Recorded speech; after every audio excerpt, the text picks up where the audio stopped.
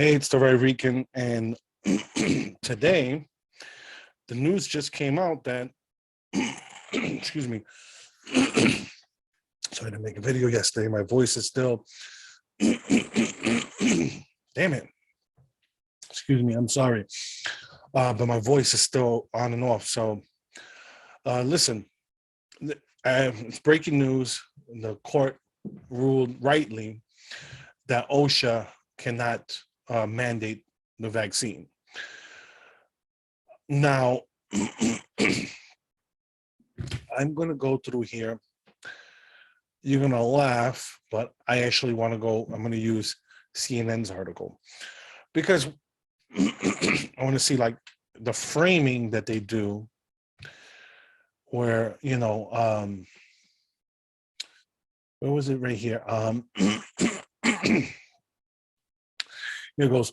Liberal justices Stephen Breyer, Sonia Sotomayor, and Elena Kagan issued a blistering dissent. That's the framing right there, because this is how you could tell they agree with it.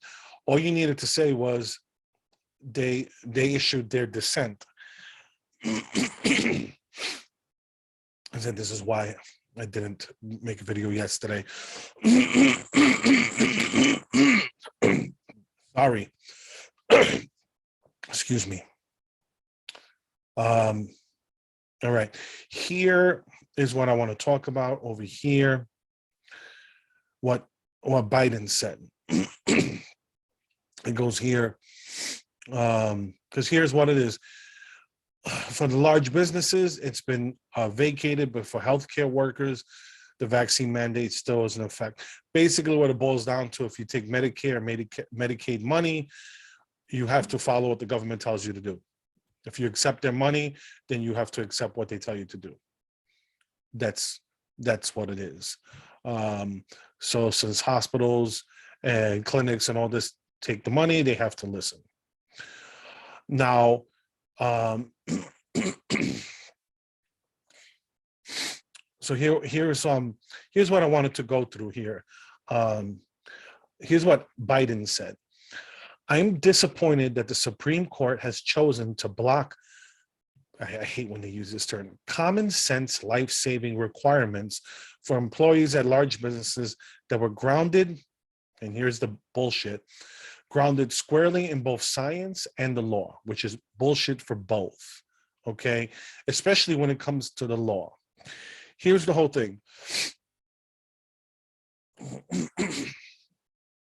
Sorry, excuse me for 1 second. There we go. Hi. I didn't realize I wasn't in the video. But here's the issue when it comes to what's going on with this. When he says it's grounded in law, that's nonsense, okay? People wouldn't care so much about the president if it wasn't for the fact that presidents try to pull off this bullshit. Okay, if you want to look at it, okay, whether you're for the mandate or not, okay, the president is not the legislature. The president is the executor. He's the executive.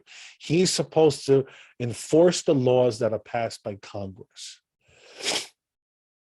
Now, he tried to end around because he knew that the Congress will not agree to a mandate, okay? And this is the whole thing. Oh, I'm sorry. I didn't realize my ringer was on. Let me turn that off just in case if I get another call. Well, here we go. Threw me off for a second there. So, damn it, where was I at? Yeah, with the OSHA. And he would everything with the, it doesn't matter if you're for the mandate or against the mandate. The fact that at the end of the day, the president shouldn't be able to, basically what he was trying to do is pass a law mandating the vaccine. Okay, that's the job of Congress. If he wanted the vaccine mandate, okay, he should have pressed Congress to do it. Why didn't he press Congress to do it? because it wouldn't have passed. So since it wouldn't have passed, he wanted to end around Congress and try to pass it that way. Okay, that's what he did. That's basically what he did by passing this OSHA mandate. I mean, this OSHA mandate, yeah. But so here's where you could tell. When they say, here's what I'll get into it. Here's what the liberal justices said. When we are wise, we know not to displace the judgment of experts acting within the sphere Congress marked out under the presidential control to deal with emergency conditions. Today, we are not wise. In the face of still raging pandemic, the court tells the agency charged with protecting worker safety that it may not do so in all the workplaces needed. A disease and death continue to mount. This court tells the agency that it cannot respond in the most effective way possible. Well, here's the whole thing. Court, you are not wise. If you were wise, you would go tell Congress, hey, we can't do, by law, we cannot allow the president to overstep his power. So if we are wise, we cannot allow this. But the other justices are wise because they know that this has nothing to do about the mandate. This has to do about overreaching power of the president.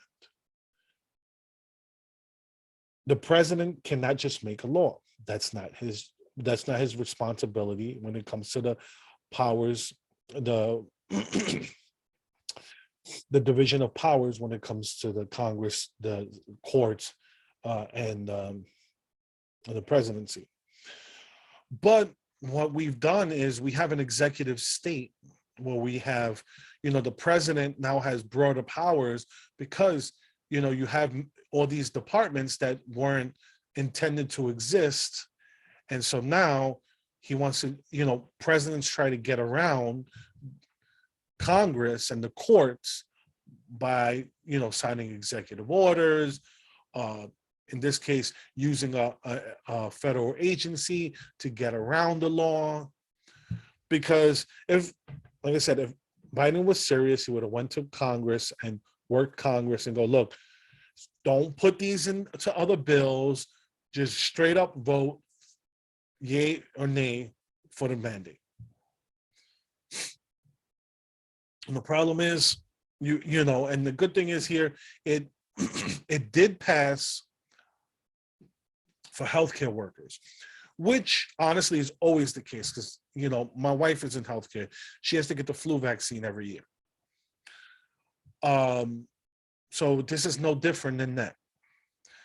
But the good thing is, it says here, they have to be able to, it looks like it'd probably be easier now to get a religious mandate, a religious exemption, which you weren't able to get before. All right, so this is why I went with CNN's,